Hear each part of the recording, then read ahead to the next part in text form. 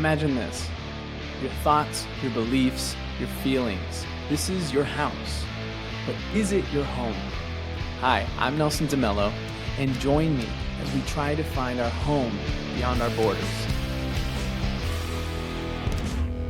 I don't know. I think that's fine. Yeah, that's a good take. I was looking back at the last video and I realized that I spent 40 minutes on the subject and then 10 minutes or something talking about, me trying to get out of it and all of that.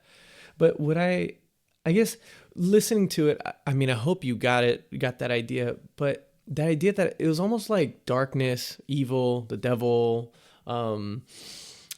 being not unpresent, not being, right, unexisting, becoming a shadow of yourself. Like these elements, these forces were grooming me, and I think honestly to be the next Johnny Sins. You know what I mean? Like, look at me. You know what I mean?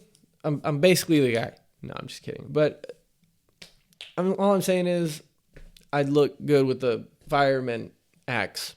You know what I'm saying? Just kidding, bro. That's what they used to call me back in high school. What?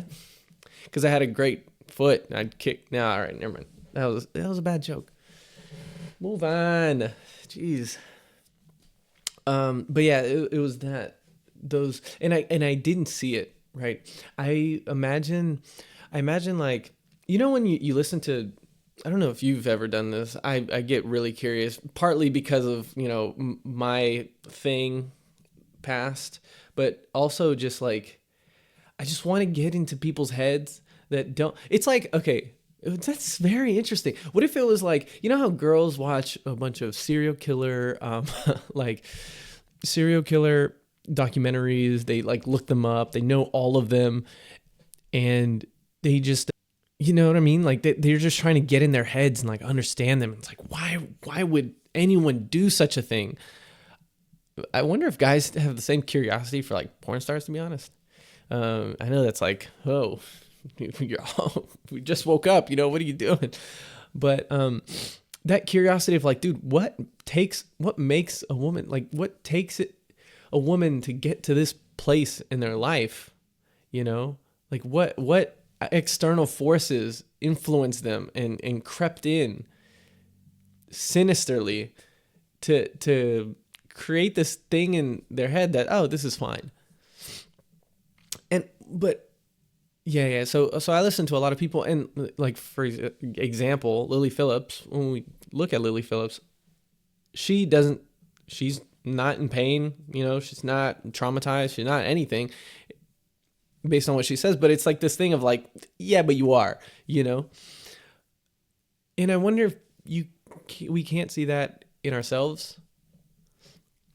The biggest example I see a lot are these intellectuals that, philosophers, whatever the case is, and they tend to create these massive ideas, systematic, like philosophies about the world, honestly, just trying to cover up the pain of an abandoned father, a betrayed wife, a betraying wife, like these things that completely rip us apart inside.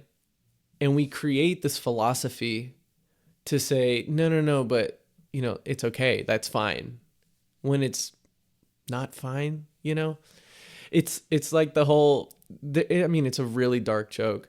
But essentially, like the Holocaust wouldn't have happened if Hitler got into art school. He would have been an artist. Like, people objectively look at his artwork and he's like, oh yeah, it's actually pretty good. Like the impressions that he does with painting and whatever. And so it's like that idea of, because again, dude, you have to understand, like, philosophy, arguments, all these things. It's not about who's right. It's about who argues better. And because that's the metric, you'll never get to the bottom of things, because it's just the smartest person, because it's like a chess match, or it's like intellectual wrestling. Yeah, you can be stronger than your opponent and throw them around like a rag doll. It doesn't mean you have better technique. You know what I mean? I don't know if it translates. Like basically, if you have more horsepower, you're gonna win the race, as opposed to, I don't know, being the better driver, being right, being, whatever the case is. Anyways, so I think about that a lot when I listen to people talk about their philosophies and, what they think about the world and this and that. And I don't think they see it. They don't see these forces on the outside trying to well, yeah, that made me think of James, where he says the devil is like a lion roaring to catch us, so it's in this scenario, I imagine him leading us to a place where we think we're leading ourselves, but in reality, he's kind of, he's roaring over to the left, so we move to the right.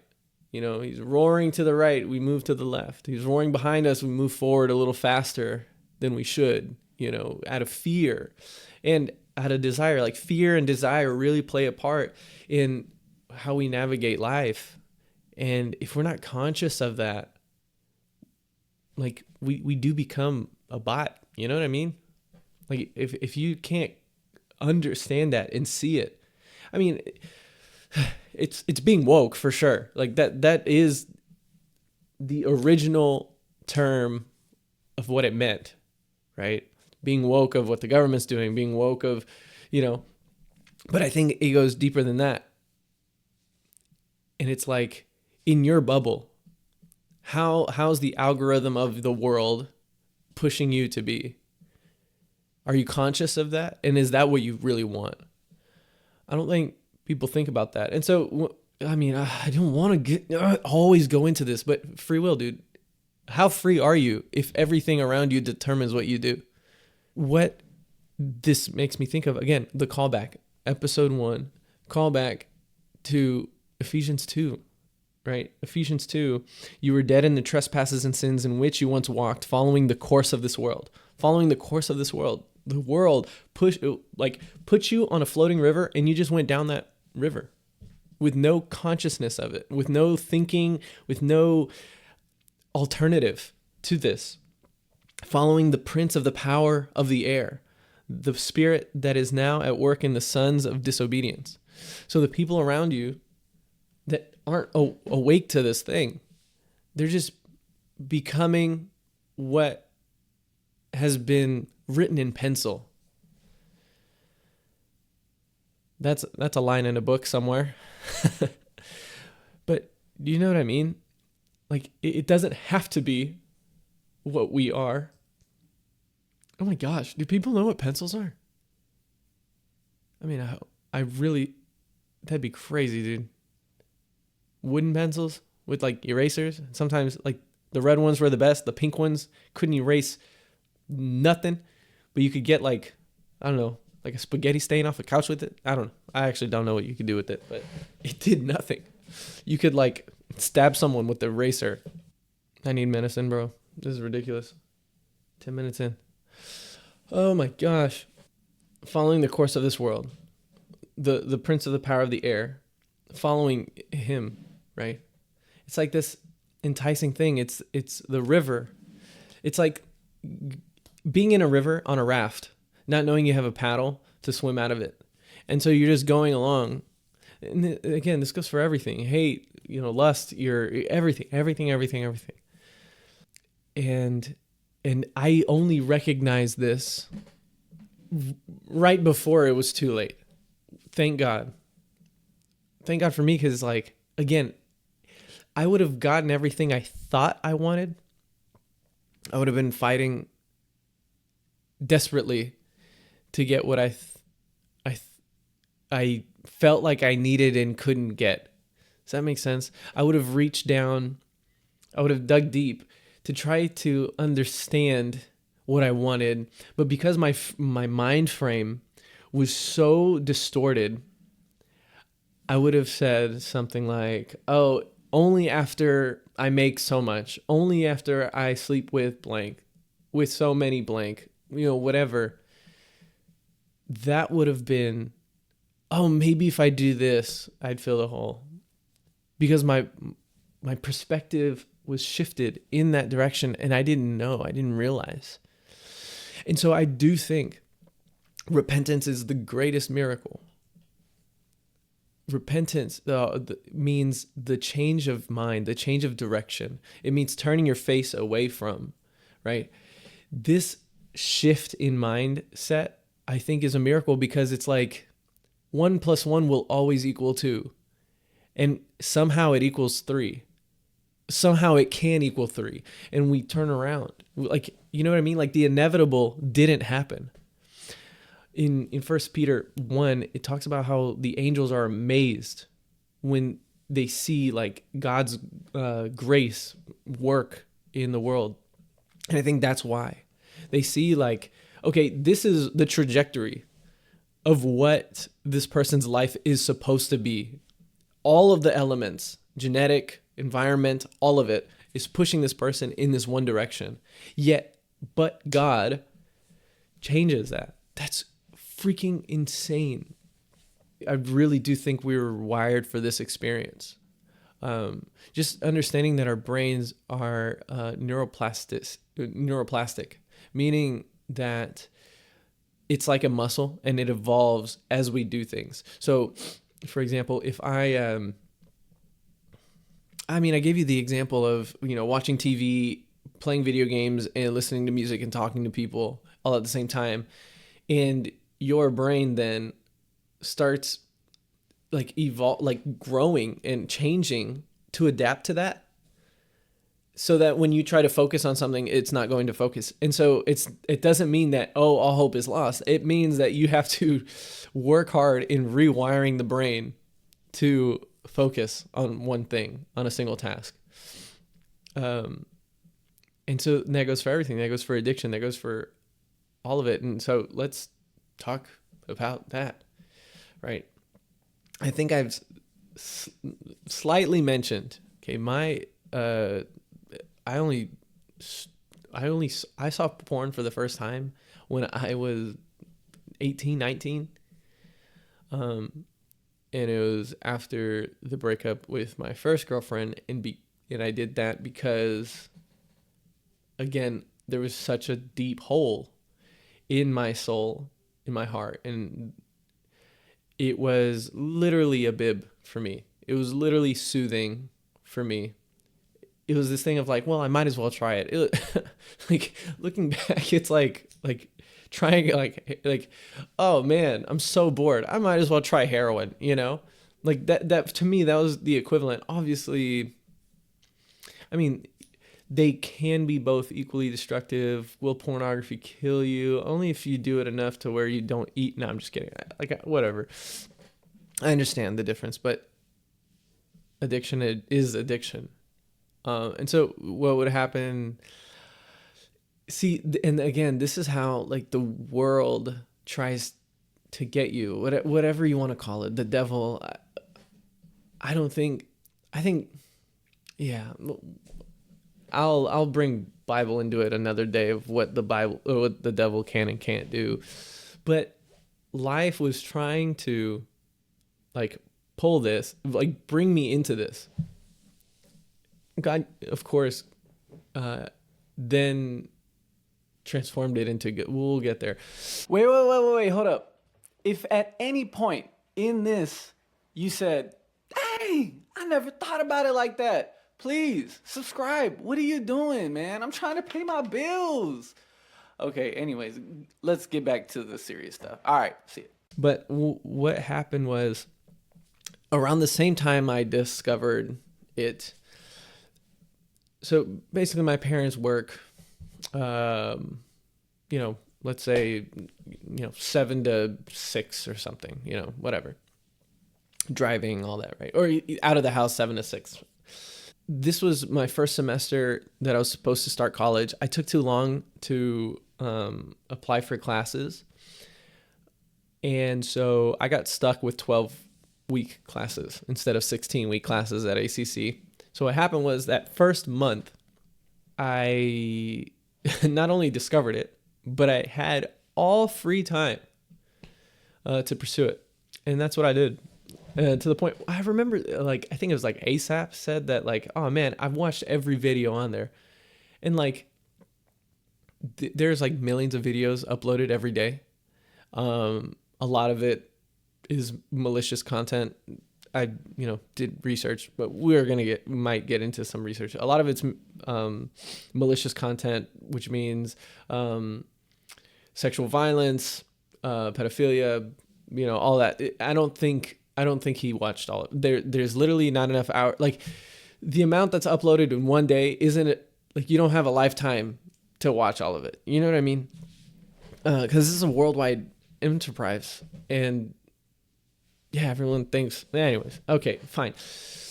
But I do understand this idea that whatever algorithm they're like, the output, the recommended, like, he watched everything that was recommended, like, full loop, for every, like, the branch of. So I think he exhausted his taste, and I did that.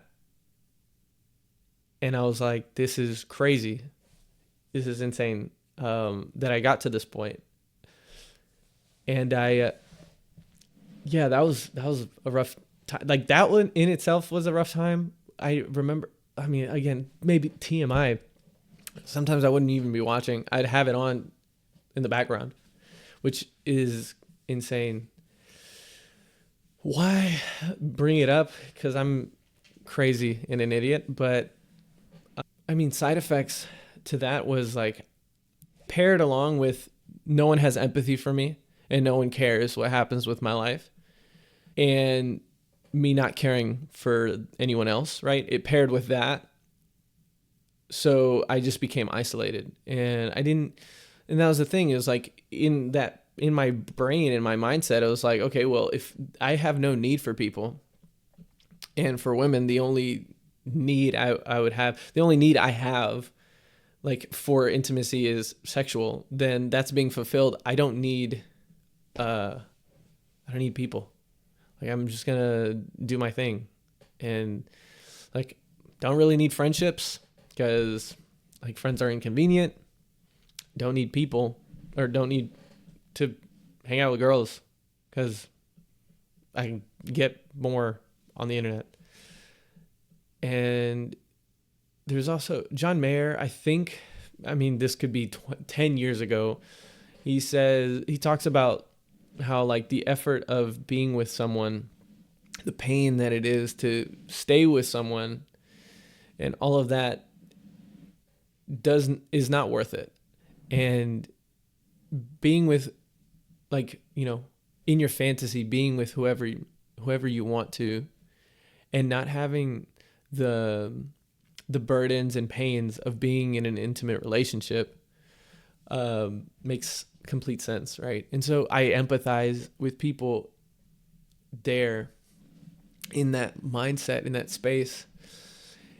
And, like, I mean, I partly agree. Like, I joke around with, the young kids, and I'm like, dude, it's way better being single, because you have full autonomy, because there's no one challenging, because there's, you get to just be yourself, and that's okay, and you can literally do whatever you want.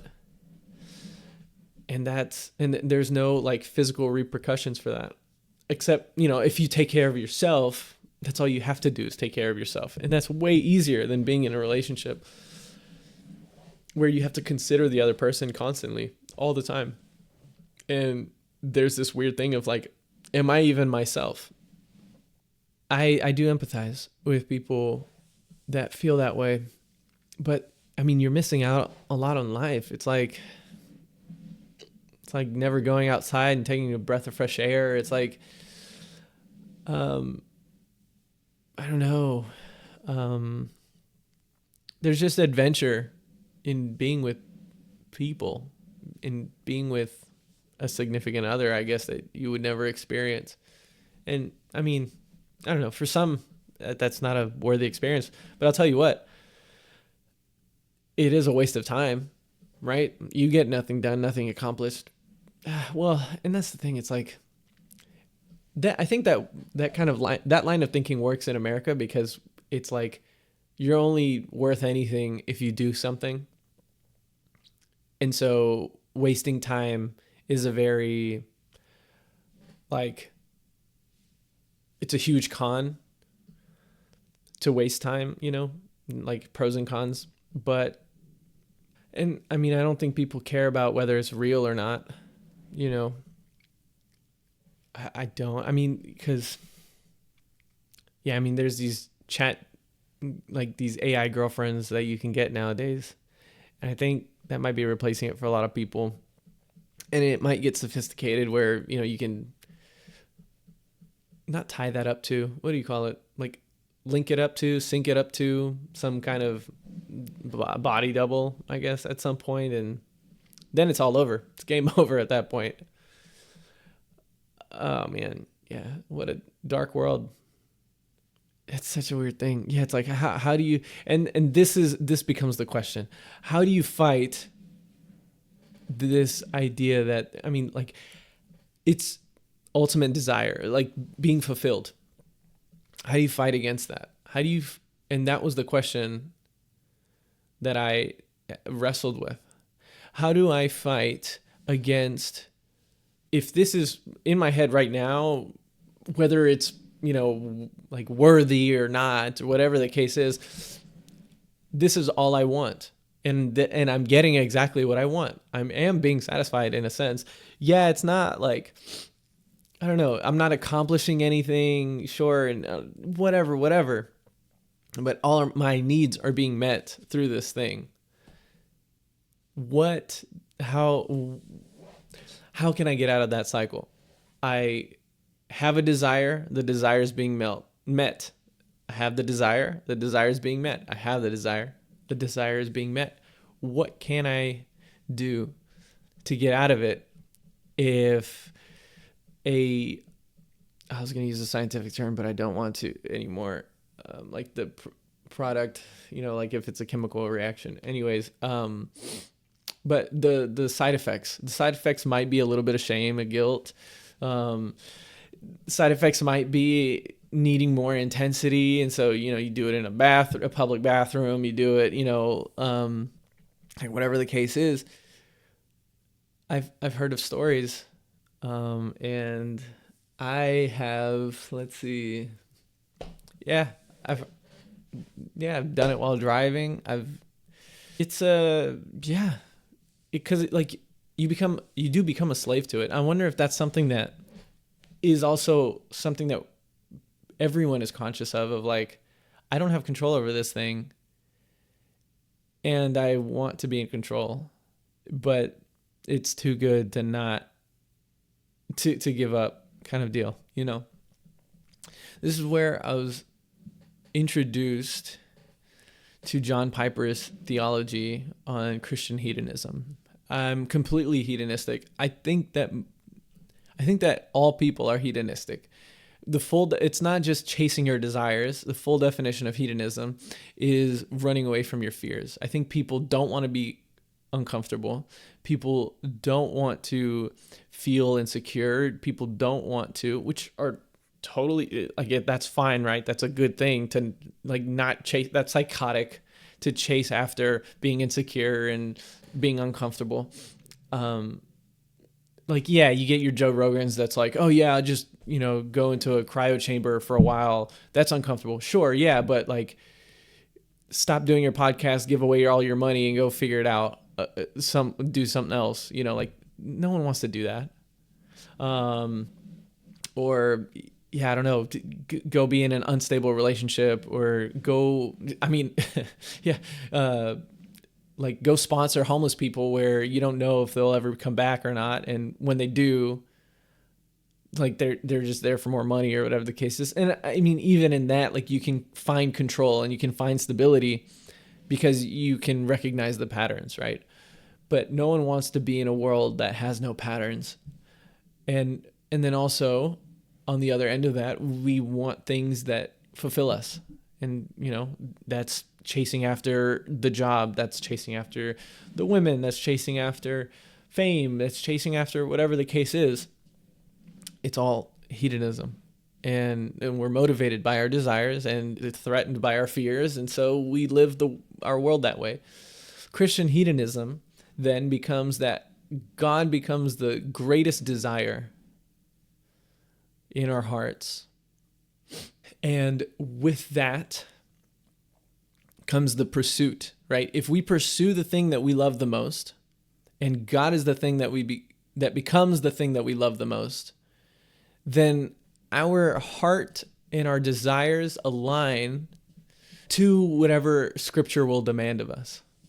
And honestly, I think that's the only way to go about it, especially for, I didn't tie any of it to ADHD, and I apologize, but the idea, yeah, with the sexuality stuff, I'm not saying like sexually it's a fluidity thing, but ADHD people are fluid in the sense of like, I was thinking about how to like give an example. So imagine, you know how there is, I'm getting to method acting, but code switching. Code switching is, there's a professional version of yourself. There's a church version of yourself if you go to church. There's a casual version with your friends. There's a version of yourself with your, girlfriend or wife, husband, whatever.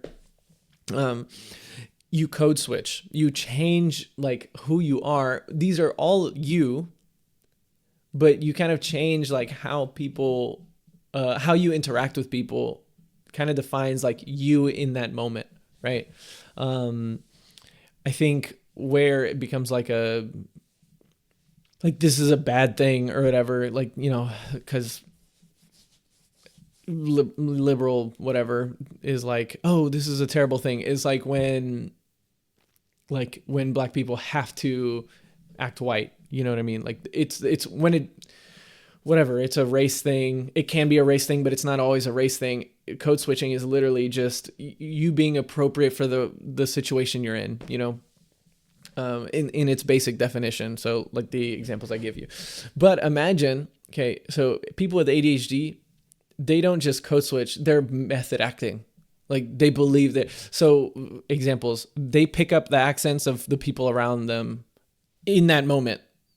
So that is like something that happens. I'm not saying that everyone who does it is that. They could just be interested in accents or whatever.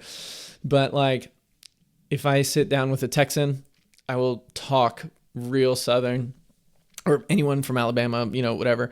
Australian, I have an Australian friend. As soon as he comes here, I'm like, oi! No, I'm not going to do it. But that wasn't even it. But I try to talk to him, and wherever that goes, I guess. Yeah, because my pace in speaking is faster, and then with the accent, everything slows down and whatever. But that's the case, right? So that happens. I think it is because like the ADHD like makes you forget short-term things, and so what happens is you kind of forget everything, and you're just present in the moment. And so like whatever comes out there is like you in that moment, but it doesn't necessarily define you, And so environment and all of this really can mold and change because there's like this subconscious kind of awareness that like, what am I? Because there's that subconscious thing of like, where am I? Who am I? And you're kind of just floating, you get this sense that your identity is very fluid. So that's why I say it doesn't have to be necessarily sexual, but it kind of goes that way. And especially because if you think about how ADHD people with their relationship with dopamine, supersedes their relationship with morality, I would argue. If that's the case, then morality is inherently subjective to people with ADHD because they only care about, in a dopamine sense, getting off, right? Like just getting that brain high is like what their brain is wired to do. And so what ends up happening is that can make your sexuality fluid, that can make your, everything fluid, how you interact with people, how you think about things, how you achieve goals. All of it is fluid. It's not black and white. It's not a straightforward thing. It's literally a roller coaster, right? where it's a 3-dimensional thing to get to the goal as opposed to a 2-dimensional thing to get to the goal, because you're constantly trying to have fun, essentially. And having fun is the goal. So we have a different relationship with responsibility. We have a different relationship with all of these things. And this is kind of, again, like where my like theology is stemmed from, is this idea. Because again, if at the time sexual intimacy was the goal for me, then pornography was the quickest, fastest, most accessible way to get there. And so, a mission accomplished, I guess. And and so even now today, I'm like, yeah, I don't think it's inherently bad.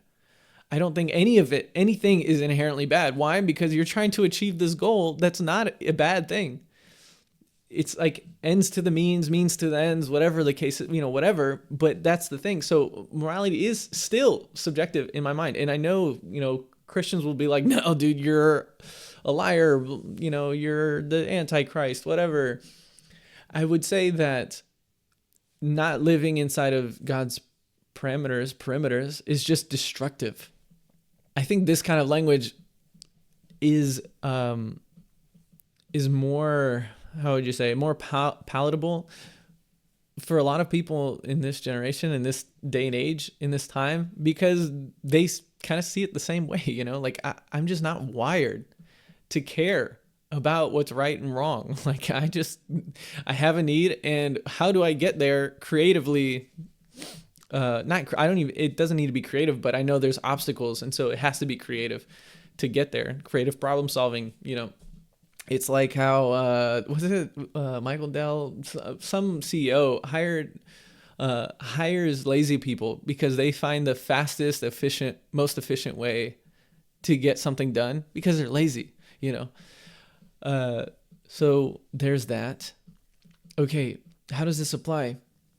Again, what then I started fighting for, because what happened was I did feel the emptiness, and like, it's not that I don't feel bad. I did, but it was like, maybe that was enough. Maybe that was a thing of like, not that this is wrong, but it isn't right. I know, it's saying the same thing, but it's like, it's not so much about, oh, I did a bad thing, but I'm misaligned in why I exist. So yeah, technically it's wrong. Technically it's bad, right? Because it's not good. But my motivation wasn't get out of this out of fear. It was, there has to be something better, something more, something deeper, something more satisfying, something that pleases, like whatever is deep, deep, deep down.